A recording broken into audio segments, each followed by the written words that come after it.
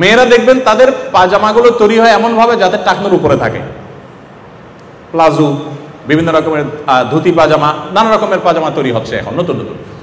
এরপর দেখেন মেয়েদের নিজেদের সম্ভ্রম রক্ষার জন্য, তাদের প্রাইভেসি রক্ষার জন্য, ব্যক্তিত্বের পরিচায়ক হিসাবে তাদেরকে শালীন পোশাক, পুরুষদেরকেও বটে মহিলাদেরকে তাদের মতো করে শালীন পোশাক করতে বলেছে। তারই অংশ হিসাবে ওড়না পরা, এটা কোরআনের একটা বিশেষ নির্দেশনা। ওড়না পরা কোরআনের ভাষায় সেটাকে জিলবাব বলা হয়েছে, মাথার কাপড় টেনে দেওয়া।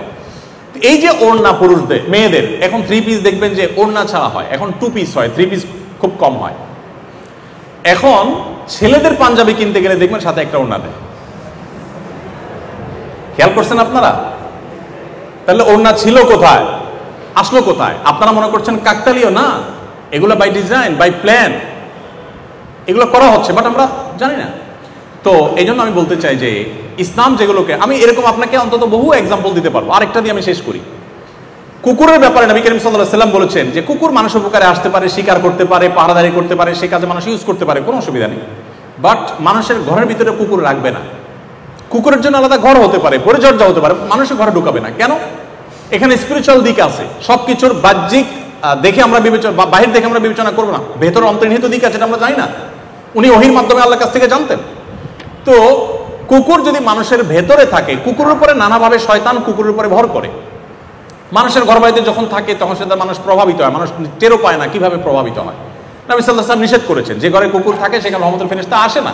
এর মানে এই না যে কুকুরের কোনো দোষ আছে, এটা একটা বাস্তবতা। কুকুরকে তার মতো করে ঘর বানান না, আপনার চেয়ে আরো সুন্দর ঘর বানাবেন, ইসলামে নিষেধ নেই, কোথাও নিষেধ নেই যে আপনার বেডরুমের চেয়ে কুকুরের জন্য আরো দামি বেডরুম করেন, নিষেধ এরকম কোথাও লেখা নেই, কোরআনে দিয়েছে, আপনি করে দেন, বাট আপনার বেডরুমে রাখবেন না, এটা হলো নির্দেশ।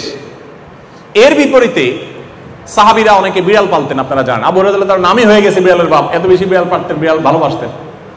এখনকার যে সভ্যতা বিনির্মাণ করা হয়েছে, যে সভ্যতা গোটা পৃথিবীতে এস্টাবলিশড করা হয়েছে, আপনারা দেখেন ঘরে ঘরে বেডরুম গুলোতে একমাত্র পশু হিসাবে স্থান পায় হলো কুকুর। আপনি কি একটু মিলাতে পারছেন?